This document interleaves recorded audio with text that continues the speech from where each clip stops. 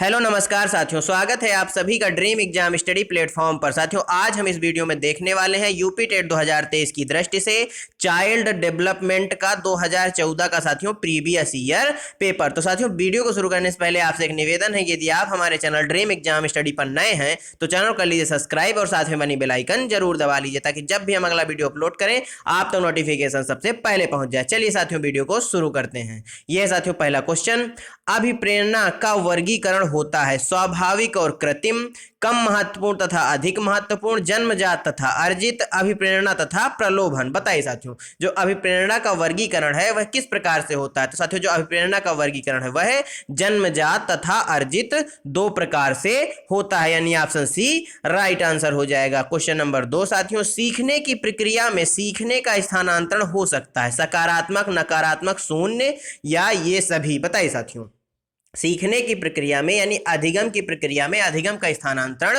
हो सकता है किस प्रकार? साथियों, सीखना, अधिगम क्या होता है? अधिगम या सीखना क्या होता है? साथियों, व्यवहार के द्वारा या अनुभव के द्वारा व्यवहार में आया परिवर्तन अधिगम कहलाता है। इस क्वेश्चन का सही आंसर ये सभी हो जाएंगे। जो सीखने का स्थानांतरण है साथियों वह सकारात्मक, नकारात्मक तथा शून्य तीनों रूपों में देखा जा सकता है। Option D correct answer. Question number 3 साथियों, निम्न में से कौन सा मत अंतर्दृष्टि द्वारा सीखने की व्याख्या करता है? मनोविश्लेषणवाद, व्यवहारवाद, संबंधवाद या गेस्टाल्टवाद। बताइए साथियों, कौन सा मत है या कौन सा वाद है जो अंतर्दृष्टि द्वारा सीखने की व्याख्या करता है? साथियों, मनोविश्लेषणवाद के जनक कौन माने जाते हैं? तो साथियों, मनोविश्लेषणवाद के जो जनक है वो सिगमंड फ्रायड माने जाते हैं। कौन साथियों? सिगमंड फ्रायड महोदय माने जाते हैं। और व्यवहारवाद के जनक की बात करें तो इन्हें जेबी वाटसन को व्यवहारवाद का जनक माना जाता है। साथियों, इस क्वेश्चन का सही आंसर हो जाएगा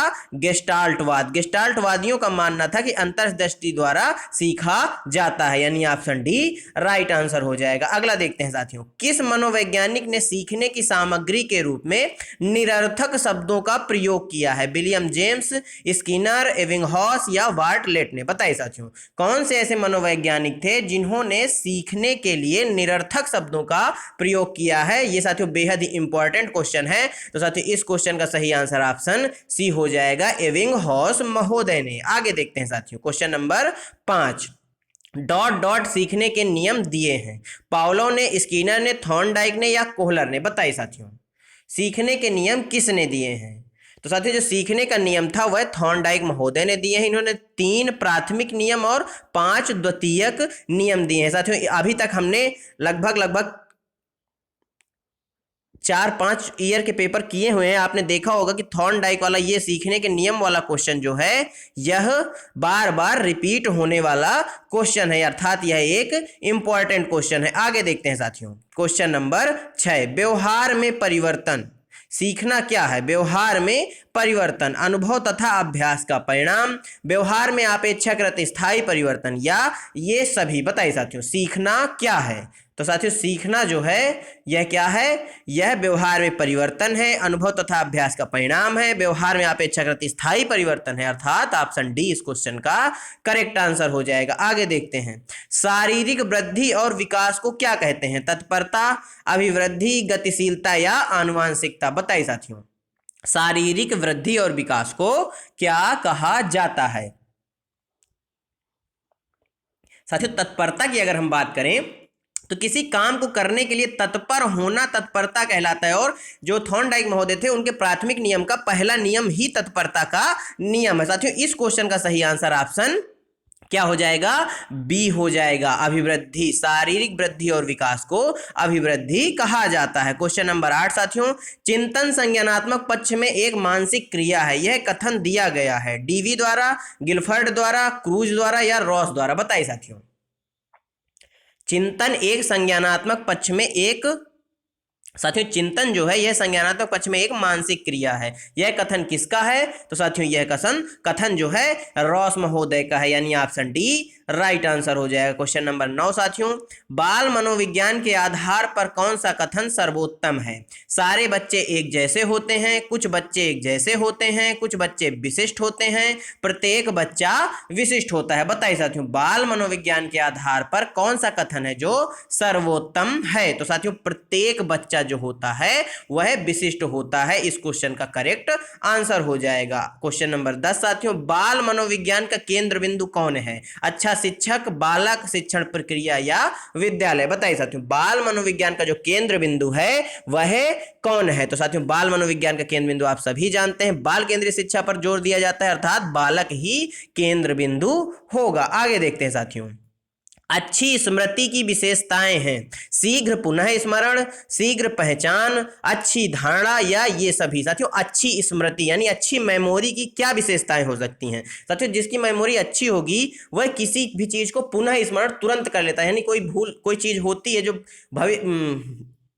पास्ट में उसके साथ हुई होती है, वह उसको वर्तमान में पुनः स्मरण कर लेता है और शीघ्र पहचान लेता है और अच्छी धारणा होती है, अच्छी स्मृति, अर्थात ये सभी इस क्वेश्चन का क्या हो जाएगा?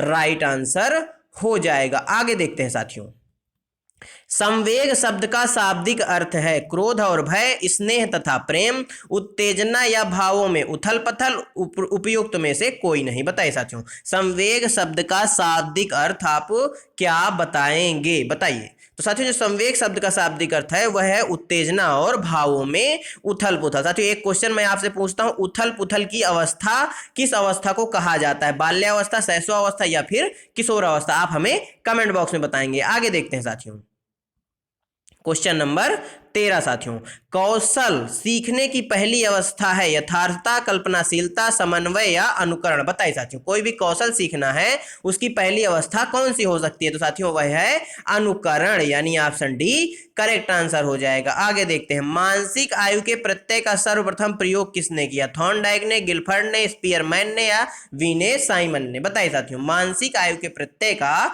सर्वप्रथम प्रयोग किसने किया? तो साथियों किसने किया? बीने और साइमन ने किया, यानी ऑप्शन डी राइट आंसर हो जाएगा। क्वेश्चन नंबर 15 साथियों, शैशवावस्था के लिए उत्तम शिक्षण विधि कौन सी है? मॉन्टेसरी विधि, खेल विधि, किंडरगार्टन विधि या ये सभी? बताइए साथियों। साथियों मॉन्टेसरी विधि की बात करें तो इसको देने वाली कौन थी? मारिया मॉन्टेसरी जी थी मॉन्टेसरी विधि की प्रतिपादक। और किंडरगार्टन पद्धति के प्रतिपादक कौन थे? तो फ्रॉवेल महोदय थे। कौन थे? फ्रॉवेल महोदय थे। साथियों इस क्वेश्चन का सही आंसर ऑप्शन डी हो जाएगा। जो शैशवावस्था के लिए उत्तम शिक्षण विधियां बताई गई हैं वह है मॉन्टेसरी विधि, खेल विधि और किंडरगार्टन विधि, यानी ऑप्शन डी इस क्वेश्चन का एकदम राइट आंसर है। क्वेश्चन नंबर 16 साथियों, बाल विकास में डॉट डॉट प्रक्रिया पर बल है, वातावरण और अनुभव की भूमिका पर बल है, गर्भावस्था से किशोरावस्था तक अध्ययन होता है, उपयुक्त सभी पर? बताइए साथियों, बाल विकास में किस पर बल दिया जाता है? तो साथियों बाल विकास में गर्भावस्था से किशोरावस्था तक अध्ययन पर बल दिया जाता है, यानी ऑप्शन सी इस क्वेश्चन का क्या होगा? ऑप्शन सी राइट आंसर हो जाएगा। क्वेश्चन नंबर 17, बाल विकास का अध्ययन क्षेत्र है बाल विकास की विभिन्न अवस्थाओं का अध्ययन, वातावरण का बाल विकास पर पड़ने वाले प्रभावों का अध्ययन, वैयक्तिक विभिन्नताओं का अध्ययन या उपयुक्त सभी? बताइए साथियों, बाल विकास का अध्ययन क्षेत्र है क्या है साथियों? साथियों जो बाल विकास का अध्ययन क्षेत्र है वह बाल विकास की विभिन्न अवस्थाओं का अध्ययन किया जाता है, वातावरण का बाल विकास पर पड़ने वाले प्रभावों का भी अध्ययन किया जाता है और वैयक्तिक विभिन्नताओं का भी अध्ययन किया जाता है। अर्थात साथियों बाल विकास का जो अध्ययन क्षेत्र है वह उपरोक्त सभी, ऑप्शन डी करेक्ट आंसर हो जाएगा। अगला क्वेश्चन साथियों, सर्वाधिक उपयुक्त जीवित, सर्वाइवल ऑफ द क्या साथियों? फिटेस्ट रहता है सिद्धांत किसका है? लेमार्क का, हैरिसन का, डार्विन का या मैकडूगल का? साथियों मैकडूगल महोदय की बात करें तो इन्होंने मूल प्रवृत्तियों का सिद्धांत दिया। किसका साथियों? मूल प्रवृत्ति का सिद्धांत इन्होंने दिया है। साथियों ये जो सर्वाधिक उपयुक्त जीवित का सिद्धांत है यह डार्विन महोदय का है, यानी ऑप्शन सी राइट आंसर हो जाएगा। क्वेश्चन नंबर 19 साथियों, बीने साइमन परीक्षण द्वारा मापन किया जाता है सामान्य बुद्धि का, विशिष्ट बुद्धि का, अभिवृद्धि का या अभिक्षमता का? बताइए साथियों, बीने साइमन परीक्षण द्वारा किसका मापन किया जाता है? तो साथियों वीने साइमन परीक्षण द्वारा विशिष्ट बुद्धि का मापन किया जाता है, यानी ऑप्शन बी क्या होगा इस क्वेश्चन का? राइट आंसर हो जाएगा। क्वेश्चन नंबर 20 साथियों, संवेगात्मक विकास को प्रभावित करने वाले कारक हैं शारीरिक स्वास्थ्य, मानसिक स्वास्थ्य, थकान या ये सभी? बताइए साथियों, संवेगात्मक विकास को प्रभावित करने वाले कारक कौन कौन से हैं? तो साथियों ये सभी संवेगात्मक विकास को प्रभावित करने वाले कारक हैं, यानी ऑप्शन डी राइट आंसर हो जाएगा। क्वेश्चन नंबर 21 साथियों, सामाजिक प्रत्याशाओं के अनुरूप व्यवहार की योग्यता का अधिगम सामाजिक विकास कहलाता है। उक्त कथन किसका है? हरलॉक का, टीपीनन का, मैकडूगल का या रॉस का? बताइए साथियों। सामाजिक प्रत्याशाओं के अनुरूप व्यवहार की योग्यता का अधिगम सामाजिक विकास कहा जाता है। बताइए साथियों।